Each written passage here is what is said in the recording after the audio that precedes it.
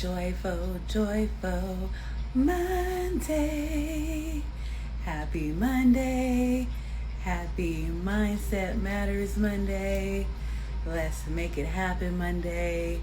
Momentum Monday. Welcome to Monday.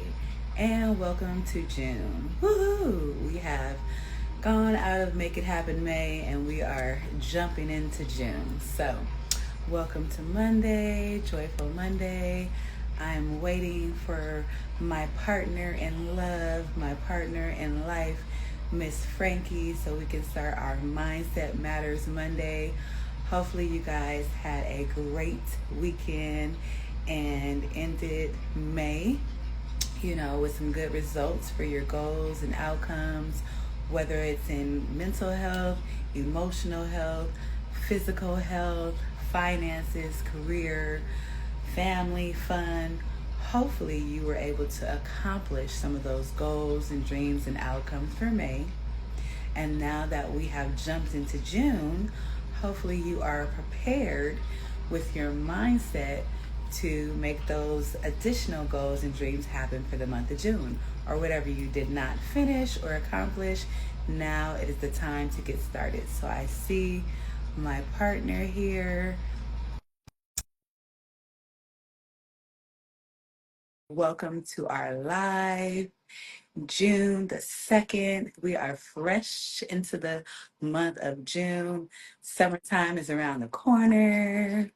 Well, hello, Hello, beautiful. hello, right back at you, right back at you. Yes. Continue what you were saying, because what you were saying was awesome. I don't know. Look, no. No, you I were was just talking saying, I was just saying we ended the month of May. right. And, I know we had lots of things that we wanted to accomplish for Make It Happen May, Momentum May. May was Mental Awareness Month.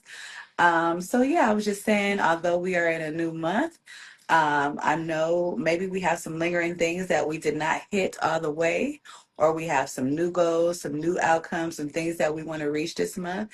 So I was just welcoming them into the room for their Mindset Matters Monday and just telling them we're going to jump off in June with some great tips for them and tools and answer some questions. Right.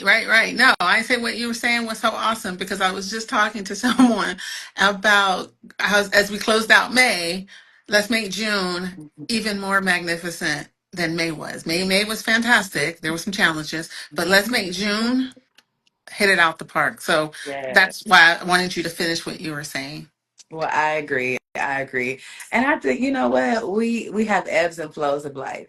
So I don't That's think there's ever going to be a day, there's right. ever going to be a week, a month in the Right. year that we're not going to have those ebbs and flows. Right. So, I think we need to be mindful that we're going to have those ups and downs, and we just have to learn how to work through them, enjoy the highs, and work through those And lows. that's why we're here to help people out with it. Yes, that's what I was going Okay. to say. And that's why we're Okay. here today. Okay. But really quick before we jump into it, I just wanted to Mhm. thank you and the state of California for sending us some rain. Oh, okay. We did that. Yes. Hello, Every time that you Kelly. guys have rain, did you have rain or no? Did we? Not this No? weekend. No, not this weekend. Well, okay. Well, then, Mm-mm. you know what? Whoever sent us rain here in Arizona, we just thank you. Normally, it's California. You guys get the rain, and then we get it a day or so later. But thank you, whoever sent it. We needed it. So, Yes. Thank yes. you, Okay. Lord Jesus, for the rain.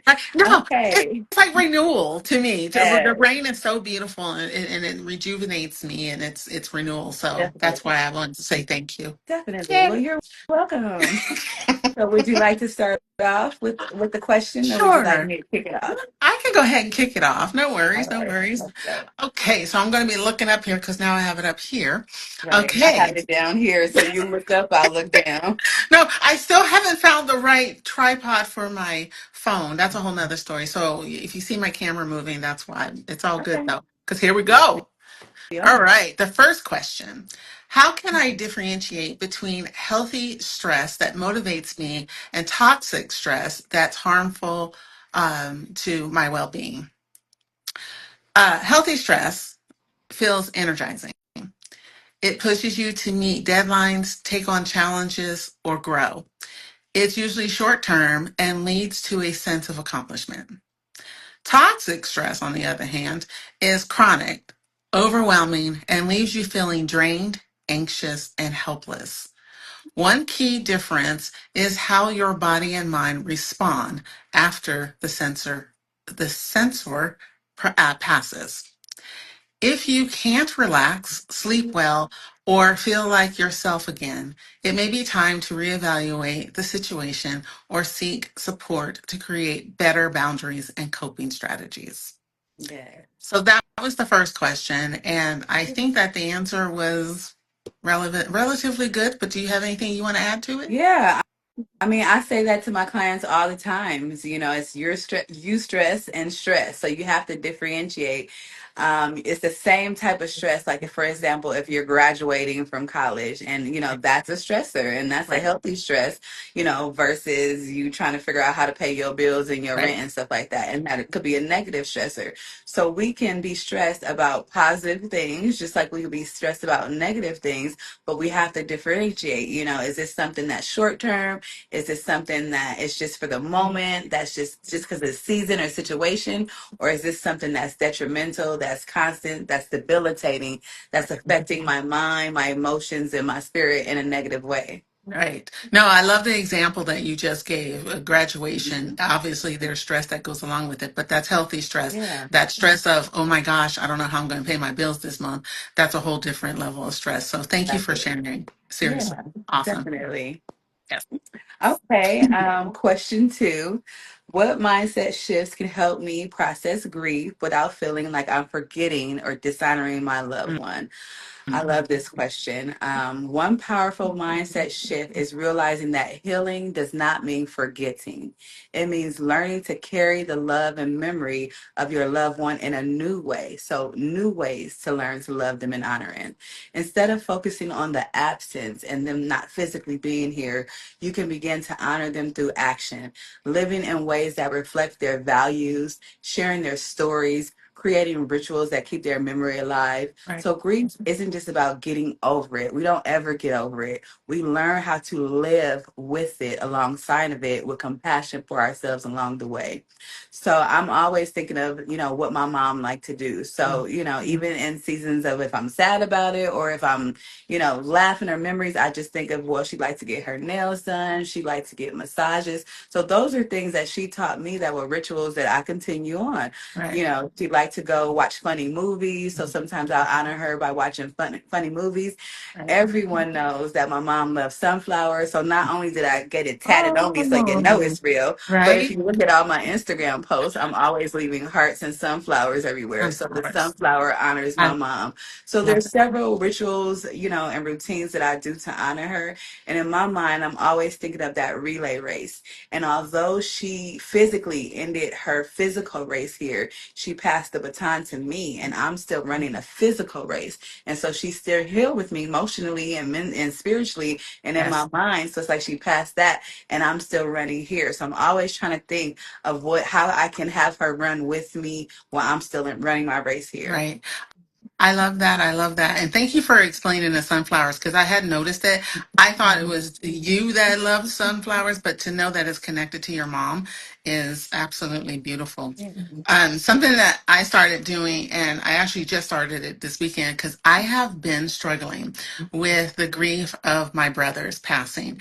And so I was like, what can I do that is not atypical for me as a mindset coach, right? Because you and I both know sometimes we feel like we have the answer for ourselves. And in reality, it's best to just step back and say, hey, hold on. What I shared with my client may not work for me today. So what I did, I just got a brand new journal that was gifted to me. Love that.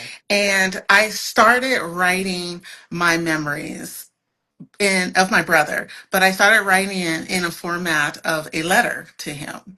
And yeah, it was very emotional. Yes, it was very therapeutic for me, writing out memories that just popped up in my brain. And I would write it out, and I'd say his name is Danon, and so I would say, Danon, dear Danon, do you remember? And then I started writing whatever that memory was. And at the end of it, I would remind him that I miss him but I know that he's in a better place and that he is moving on. And something you said hit the nail right on the head.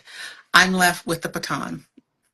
And so at the end of my letter to him, I'm continuing to write. I'm still moving. I'm still going forward, and you're still with me. And I'm dedicating this particular journal to just him. So that was a great question, and I loved your answer. Yeah, and I love that too. Writing and expressive and dedications are another way Right, to honor. I remember one year because I celebrate my mom's birthday, right, but I also sometimes celebrate her transition, day too. right, And I remember one year I wrote one of my first books, and I wrote the forward part, the memory part in the beginning. right, I dedicated the book to mm, her. So. But I tell clients, write letters to your loved right, ones. Even that we have the empty chair thing, talk to them as if they were here, right, laugh with them as if they're in the right, room, cry with them if you need to cry and release, whatever it is, that emotion that you want to express with your loved one in a safe way, whether it's writing, whether it's speaking, whether it's thinking, whether it's doing, find those ways to honor them and create those routines and rituals. And it can look different every year. So like I right, said, this year I didn't even think, May 4th. Like I thought about it in May, but on the actual day, it wasn't like we said, oh, today we're going right, to do this in for my mom. It was actually right, at the end of the day where I was like, oh, the family was together. We had a family moment. We had family loves. This honored my mom because right, she likes family and laughter and family moments right. and stuff like that. So I definitely agree. And yes, keep Yes. writing in those journals. Ah, yes. Very therapeutic. Okay. So, question Your 3. turn. I would say it is my turn, right? How do I build mental resilience when my usual coping strategies no longer seem to work? I love this question too, of course, but resilience isn't about having all the answers. We've said that so many times. It's about staying flexible in how you respond to challenges. When old tools stop working, it's a signal to reassess your needs. Start by accepting where you are without judgment. Introduce small daily practices like grounding techniques, gratitude journals, or just journals, or guided reflections to regain clarity. Also, don't underestimate the power of community. Talking to others, even just one trusted person, can offer new perspectives and emotional support that help reignite your inner strength. Yeah. I focused in more on this, answering this question in on the community aspect of it. And I'm going to be 100%, once again, always transparent. I reached out to you, or I sent you a message letting you know that I was having a difficult time.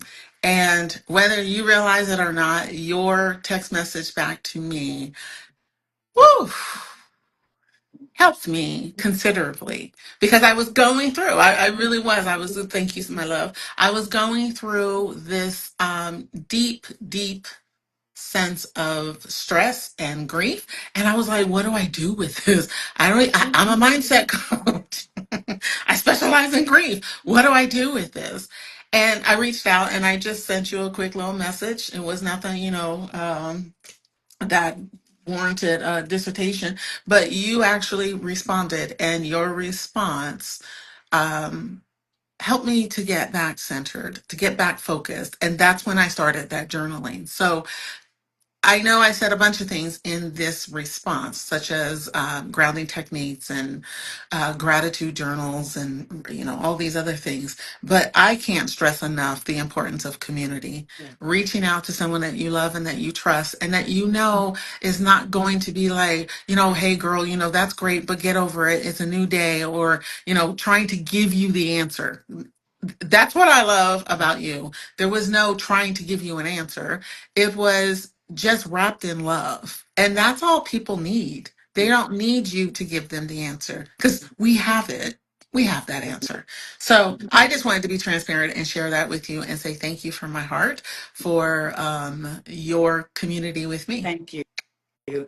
Yes. I appreciate that. You know, we never know what other people are going through or thinking. So I'm always mindful, you know, in how I respond to things and how I show up. And Right. clients ask me this all the time. They're like, well, my coping strategies are not working.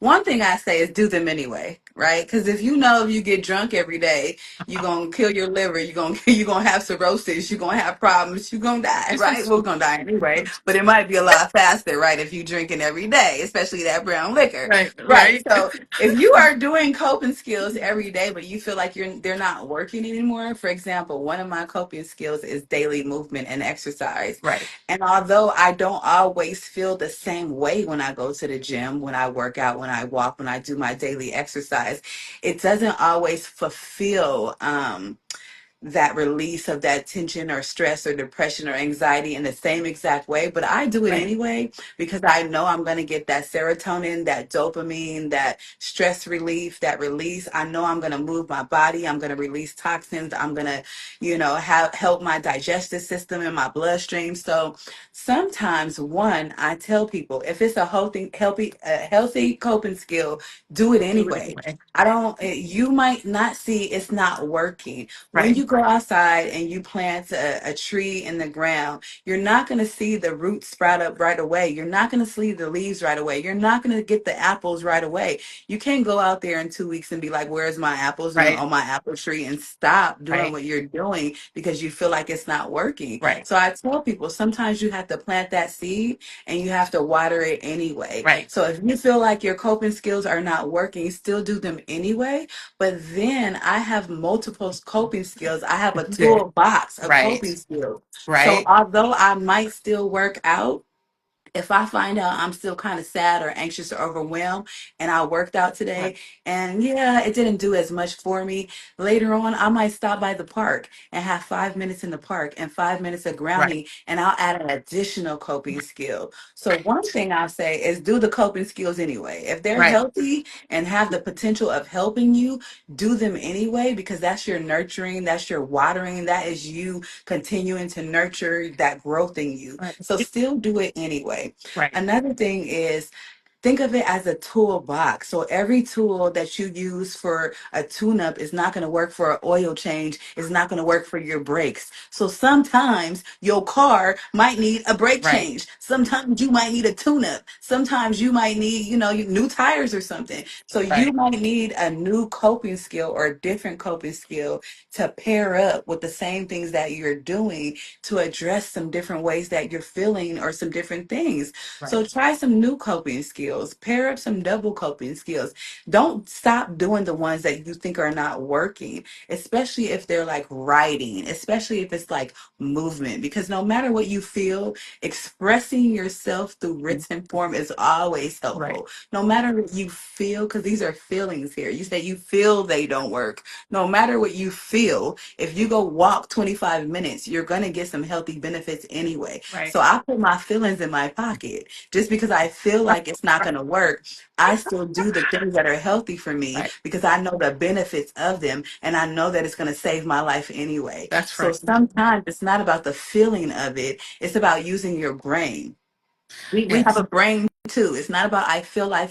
Right. Use your brain, feel what you feel, but move your body anyway. That's Use a right. coping skill anyway. Right. Pair up 2 or 3 coping skills throughout your day. So sometimes it might be reading, journaling, taking a walk, and some ice cream at the end of the day. Yes. All right. I just wanted to let you know I'm not crying or anything. All of a sudden, my eyes started burning, and I don't know why. However, I'm listening to everything you're saying, and you were like reading my mind because I had a client once saying, Frankie, I've been doing this one particular coping skill, and it doesn't seem like it's working. And I'm only giggling because you answered that question as I answered that question. Maybe you want to mix it up. It's not about just doing that one. Mix it up, throw things in that are different. And what sticks, sticks. What doesn't stick, doesn't stick. But don't stop doing things just for the sake of, it's not working. So thank you for adding that portion. Yeah. Because remember, a coping skill is soothing yourself. Right. It's helping to regulate yourself. It's not taking away your anger. It's not taking away your sadness. It's not taking away your anxiety. I No. don't go to the gym and I just not sad no more. It Right. just soothes me a little bit. Right. It helps Right. me feel better a little bit. It has healthy benefits a little bit. And I know, let me just cry here, or let me go work out and cry. Let me go work out Right. and cry. I mean, it's Right. bad at the gym. It just That's is going to right. help me better than just sitting in my tears. Right. And sometimes there are moments where I'll go to like yoga or Pilates. And like you said, no, it's not taking away those emotions or feelings or whatever. It is helping me mentally and physically. But sometimes after I do those physical activities, I'll come back and I'll write or I'll read or I'll watch or listen to something that is motivating. So it's a combination of things. And so I'm glad that you are encouraging, and as I am encouraging, mix it up, do multiple things, try different things. And yeah, there's no easy fix because It's there isn't. 101 ways to get it. Why choose one? Okay. Okay. So the next question is, can you help me reframe my inner dialogue, so I can stop internalizing failure and start seeing growth in my mental health journey?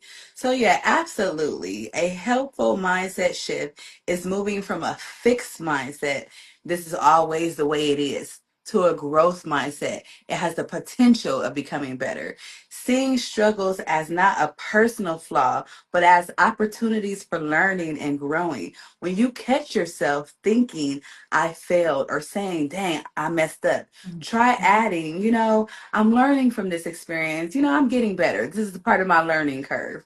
Practice speaking to yourself the way you would to a friend. Practice speaking to yourself the way you would to your small child, with encouragement, with patience, with understanding. Over time, this changes how your brain processes setbacks and helps you build self trust and resilience. So, one thing I always use this example. So, if your baby is learning how to walk at 9 months, because Kirsten was a fast walker, or was that me? If your baby is learning how to walk at 5 months and gets up and toddles and falls and gets up and keeps trying, you're not going to be like, bad baby, what the hell? I'm showing you how to walk. Don't you see me walking? Don't you see me big stepping? Get your butt up, baby. You should be on it. You should be learning the first damn time. Why you gotta keep falling down, my Right. baby? Like, no, you're not gonna talk to the baby like that. You're gonna be like, oh, good job, baby. Yay. You tried. Mommy sees you. Keep going. Get back up. It's okay, baby. We fall down. We just get back That's up. it. So the way you would talk to your baby, the way that you would talk to your child or your friend, when they came to you, start talking to yourself like that. I tell my clients all the time, you can be your toughest critic or you could be your biggest Right. champion. You could be your biggest cheerleader. I know constructive criticism is good for outlining, different ways you can grow and learn in some areas. But I find when I cheerlead for myself and I champion for myself, I actually motivate myself a little bit better and I encourage myself a little bit better. When I'm Awesome. critiquing and criticizing myself, it can go down that slippery slope and it could be a lot unhealthy and it could be like picking on Right. myself and talking mess to myself. So I reframe it and say, when I hear myself, damn, I'm just so clumsy, I just tell myself, oh girl, you so silly. You just moving too fast. Slow down. Right. When I tell myself, damn girl, you a therapist. Why you over here sad and angry? You popped off. You should know better. You could have did this. You could have said that. Right. I'm like, well, you didn't, boo. So take your human butt and learn and grow and be better. So just like these people are human, so are you. What do you think that you superwoman over here? You Right. might be super therapist, but you still are human under that hat. Right. So I'm constantly like checking myself. Is this self-talk helping me grow and become better? Or is this self-talk beating myself down? Right. Because beating myself down is not conducive to helping me grow. Pumping myself up, being graceful and learning and being like, soothing myself as I'm going through these mistakes or challenges helps me a lot better. So talk to yourself as you would talk to people that you love outside of you. Right. And I love the fact that one of the important factors, and you mentioned it, is catching yourself when you're in the midst of speaking to yourself in a negative mindset, right? And immediately reframing that into something that's positive and productive. I think that that is absolutely the key to overcoming that mindset of I'm not enough, or I'll never be able to, or whatever that negative silliness that you're saying to yourself. Catching yourself right in the midst of it and reframing it right in the midst of it. So thank you. Yeah. Thank you. Oh, thank All you. right, let's get into these tips and tools. Yes, tips. All right. So these tips actually correlate to the questions. So I love that we did it like this because it goes back to the four questions. And so the first question was for differentiating healthy versus toxic stress. And the tip is design a recovery ritual after high stress tasks. After completing something stressful, even if it was productive, follow it with a brief ritual like a cup of tea, a 5-minute stretch, or a short walk. This helps you gauge whether stress left you energized or depleted, and it teaches your body to return to balance. I love this tip because I find that when I do feel a little bit crazy stress and on the edge and I'm not sure what's going on with me or whatever, I will stop and I will have a cup of tea. My mom made a joke a few days back because I'm like, I have to go. I'm on the phone with her. I have to go because it's tea time. And she was like, what are you, British? And I'm like, I guess so. I'm British and I'll be British whenever I need to calm down and relax and get back into balance. So the tip is to develop a recovery ritual, whatever that looks like for you. So for me, it's a cup of tea. I love that. I love that. Yeah, mine's are like just going to the park and like even if I don't get out my car, just looking out and just like just having a moment, Right, going to yoga. If it's a specifically stressful day, I'm like, I need a yoga class real quick. right, Yeah. right. So Yeah. I love Yep. that. So yes, for processing grief without dishonoring a loved one, self-care tip, create a living legacy project. Choose something your loved one cared about, like gardening, volunteering, or storytelling, and integrate it into your life as an ongoing tribute.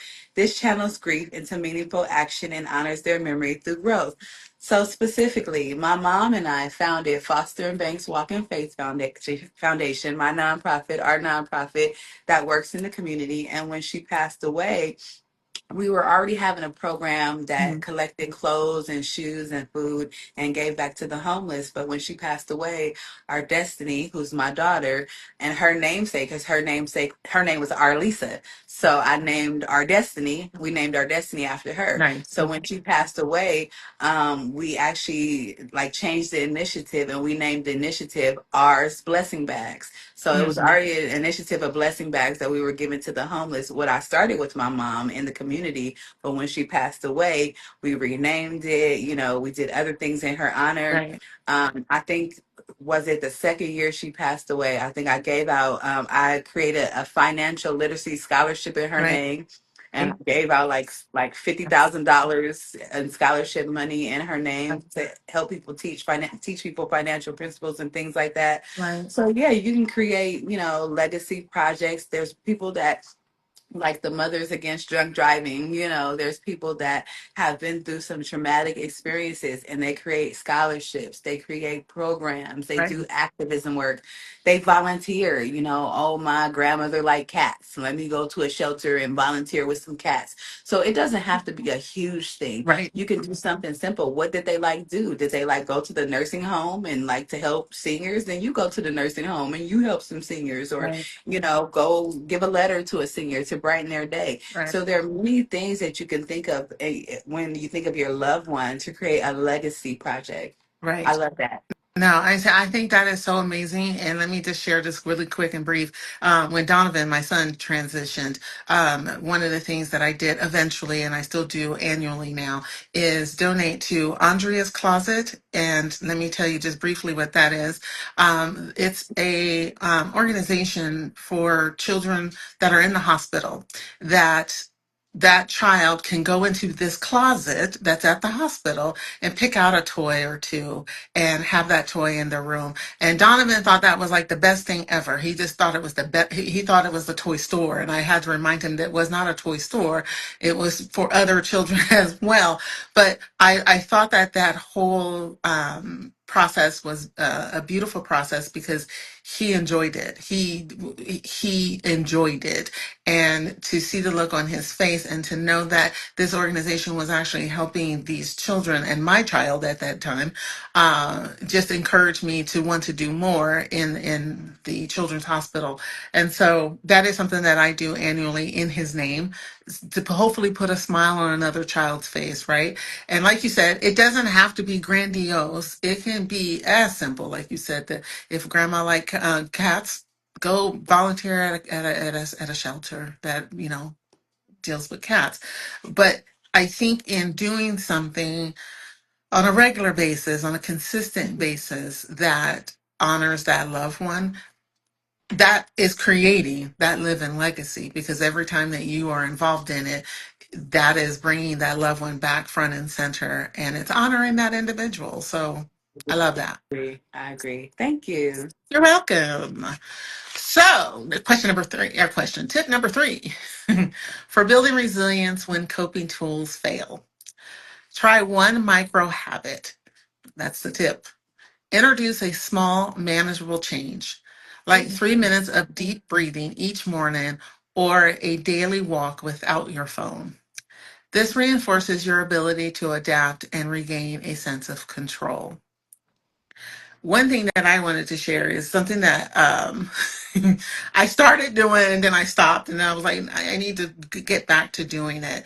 Is every single morning is doing my deep breathing exercising, right? Yeah, I'll go to yoga. Yeah, I'll pray and I'll spend my time in my word and quiet time and so on and so forth. But I had found deep breathing to be very beneficial in calming me down and setting that tone for getting out into the world and doing whatever comes up. As you put last time we talked, the ghetto world, get going out into that ghetto into that ghetto world. I'm sorry, I told you I was going to use it again. Going out to the ghetto world, before I even walk outside, I would do deep breathing. And I kind of got away from it and I started doing it again. And I honestly have noticed for me that doing those a couple of minutes is not even, 5 minutes, is a few minutes, if that, of deep breathing before going outside every single morning or before starting a task every single day has been beneficial. So try one new micro habit each day. Yes, I love that. I love that. Oftentimes people think, oh, I don't have an hour to do this. I don't have a 30 minutes to do Oh, this. No, break right, it down 3 to 5 minutes, right, 5 minutes, 10 minutes, and just build up upon that. right. So I love that. There you go. So the last tip for reframing negative inner dialogue, self-care tip, develop a thought reframe habit using sticky notes. Mm, Write down one recurring negative thought and stick it somewhere visible. Next to it, post a reframe, a kinder, growth-oriented version. Seeing it daily helps reframe your brain and make self-compassion more accessible in real time. So I'll give you an example. One of my negative recurring thoughts that, I'm not good enough. I'm mm, not good enough. I won't ever be good enough. And so I would write that on a sticky note. And then on the next sticky note, I will write, I'm valuable just the way I right, am. I'm worthy just the way I am. I'm loved just the way that I am. So I would write something kinder and compassionate and put that on a sticky note. right, So I would like put that on my mirror or put it on my wall or put it in my office, put it somewhere where I see it. And so I can constantly like reframe that and practice that. Because the more you write things down, the more you visualize it and make it plain, and the more you speak it out loud when you're using your senses. When you're writing, using that touch. When you're visualizing, using your vision, and then you're speaking and you're using your voice, right, that is going to help you change that habitual pattern of thinking and speaking and seeing yourself over time. And right, then I'm always listening to affirmations every day, so I'm practicing what I hear too. So right, use your five senses, use your senses to actually help reframe how you're thinking and seeing yourself. right. I just want to give you a tip to add to your sticky note. add that you are amazing and you are magnificent because you are. You're amazing and you are magnificent. That's all I wanted to say to that. But I love the sticky note concept. Yeah. Write down that negative one and that stuff that you're saying to yourself, and then write down that life affirming positive one. So I just gave you two new sticky notes. Thank you. I appreciate that. That's And all right. I just want to remind people because, like, sometimes after the end of my sessions, they be like, this is some hard work. And I have to remind them, life is hard. Who told you life was easy? And then I have to remind them, okay, being overweight, Whew. being diabetic, Mhm. being high blood pressure, be feeling heavy, not feeling light in your body, being depressed and anxious is hard. Yes. So yes, being healthy is hard work. Pick and choose your hard. Right. It's hard to be depressed and it's hard to be happy and joy filled. Right. So I'd rather pick and choose my heart. I'm gonna pick and choose the work. Right. So yes, we have those ebbs and flows. So we're gonna range in those emotions. On any given day, I could feel 30 ways. Hey, you might meet me and I'll be like, peace and namaste. Then the next minute you might be like, West Side. Like, I don't know. You might get me at a moment one of these days. So, But right. I won't stay there in that Right. moment. Right. I will Right. practice all my regulations and my coping skills to get better and better and better and better. Ah, But knowing that we are human beings right. having an experience, that you will always be going up, down, all around. People was like, things are always happening. You're absolutely right. Yeah. If you accept that ish happens Right. and things and people change on a daily basis, Right. then you can learn how to ride that wave. Right. And I think that part of that too is that you have to realize that you are changing. You should be changing right on a regular basis. So the world's not staying the same. Why are you trying to stay the same? Right. So It's impossible to stay it the same. is right, and that's what I'm saying. Why are you trying to? Because that's only adding to that stress and that depression and whatever else is going on. So I think starting inward and stopping for just a second and saying, the example I give. I was talking to my mom once again, and she got all this technical stuff now in her home, and she's like, Frankie, I don't know what to do with it. And I was like, you take a deep breath and you learn it. The world is changing. Either you're going to change with it or you're not going to change with it. And if you don't change with it, like I was telling her, is that you're going to get left behind, not only by the world, but internally, because you're going to be sitting in this house with all this technology and you don't know how to use it. You don't know what to do with it. So I encourage people to just simply understand as things are changing, you should be navigating your own changes as well internally. So Definitely. I yeah. think that was the live I shared the other day. The constant in life is change. Okay. Because when Right. you are thought of and when you are conceived in the womb during those 40 weeks, you change Right. the entire time. Thank you. When you are born out of the womb, you change the entire time. I'm not the same as last week, No. last year, 5 years ago. I'm not the same as 2, as 5, No. as 10. I'm not the same as Right. yesterday, as last Right. night. My skin Right. sheds, my hair sheds, my cells are growing. So the only Right. constant in life actually is that people It's that change, change. things change, we change. That's So be right. flexible and Right. adaptable. And you find your core things that work, but then you change and adapt and you be And move. flexible and you add stuff to them along the way. Right. No, that's it. So I love your tip, the thought reframing and doing the sticky notes and all that good stuff. So thank you for sharing that. And I love all your tips and the mindset matter Mondays that we bring to the table. Right. This is one of my coping Right. skills. Oh, I Yeah, agree. I talking 100% to agree. you and You talking said to this. people. Right. You said this a while back is that it's not only to help others, but it's actually to help us. And you're 100% right about it. Coming together on Monday Mhm. is just something that helps add to the foundation of completing this week out on a positive tone. Will things come up rest of this week? Definitely. Absolutely. Right Absolutely. after But the live, shoot. okay, right, right. Because right, I say right after this live, I got to go out into the ghetto world. Right. But I got a human out there. right, But the fact of the matter is that we are helping each other in the same context that we're helping others. And I really, really appreciate you. I appreciate those that come on and view us live, or they, do the recap of our Mindset Mondays, because it is here to help build us up as a Yeah. community within the mental health process, right? Yes. So, Well, where yeah. two or more agree, it is done. So it's us two. So as long as we agree, Okay, and I right, know y'all agreeing out there. right, So share the live, right, leave us a comment. right. If you have questions about your mind, your body, your emotions, anything in mental health and wellness, please DM Frankie or me with your questions. We'll be happy to answer them anonymously. We will not point you Right. out. If you have anything in the realm of tips and tools that you want to learn about, or any coping skills that you want us to explore more, please message her or message Love me. that. We Yes. will leave this live on my page and share it with our questions and our tips and tools. And we will see you again next Yes, we week. shall. Yes, Yeah. we shall. I All love right. you. Love you I too. can't do the Have a heart. good day. I can do half the heart. Well, Yeah. you do one half, I'll Okay, do the there you other go. half. You see. Right, I can't do it. Bye. I love you. Have a Have a good good rest of day. your Love week. you too. All right, babe. Bye.